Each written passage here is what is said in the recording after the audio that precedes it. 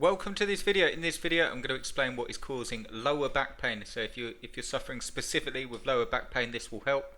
Also check out the description. There's a link in the description to a free 4-day back pain course. More specifically, it will tell you about loads of different problems that you can get with your back and help you identify which problem you have, and it will also tell you how to get some relief. So do check that out. The relief part is really simple, totally natural to do, and it's something that you can try right now. So do check that out in the description and subscribe to the channel if you're looking for help with back pain. This site that I'm on is called Spine Health, so as you can imagine it's all to do with back pain. I'm just going to run through the causes of lower back pain and when to worry or when it's more serious, basically when you need to go and have it looked at. So the most common cause of lower back pain is a muscle sprain and ligament sprain. Strains occur when a muscle is stretched too far and it tears, damaging the muscle itself, and strains happen when overstretching and tearing when they affect ligaments which connect the bones together. If you've got that, it should normally get better as long as just standard stuff like resting your back and so on. Common causes is like lifting a heavy object or twisting your spine or sudden movements or sports injuries and so on. Chronic back pain is a little bit different. So if you've had back pain for a few weeks and it's not going away, some of the most common causes is a lumbar herniated disc. This is the jelly-like center of a lumbar disc can break through the tough outer layer and irritate a nearby nerve root. The herniated portion of the disc is full of proteins that cause inflammation when they reach a nerve root, and inflammation as well as nerve compression can cause the pain. Degenerative disc disease, which is at birth, intervertebrate discs are full of water and at the healthiest. As people age, discs lose hydration and wear down, and as the discs lose hydration, it cannot resist forces as well and transfers force to the disc, which may develop tears and cause weakening. Facet joint dysfunction. There are 2 facet joints behind each disc and each motion segment in the lumbar spine. These joints have cartilage between the bones and surrounded by a capsular ligament which is richly innervated by nerves.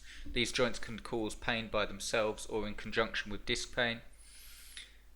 Sacroiliac joint dysfunction, which is at the bottom of the spine, each side of the pelvis. So if it feels that it's running down your leg like sciatica, this is the normal cause, and it's basically a strong low motion joint that absorbs shock and tension, and it can become painful if it's inflamed.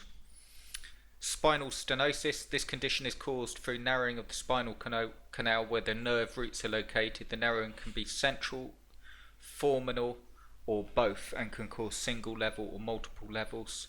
You've got spondylolisthesis. I'm not sure if I'm saying that right, but this condition occurs when one vertebrae slips over the adjacent one, and there's 5 different types of that. Osteoarthritis, so you've probably heard of arthritis, and that's slowly progressive and can affect the lower back. Deformity, which is a curve of the spine, and the deformity can cause the breakdown of the discs.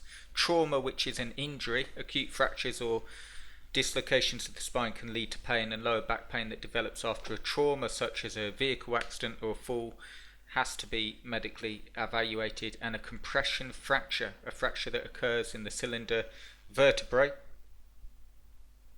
in which the bone caves in on itself, can cause sudden pain. So there's no real way that you can work out through pain apart from sciatica here, which is very common if you feel that it's going down your leg. But the main thing that you want to do is, if you've just noticed it, doctor it at home and give it rest. And if it's not going away within a few weeks, or if it's really progressing, it's best to visit the doctor and just get a diagnosis and work out what's going on.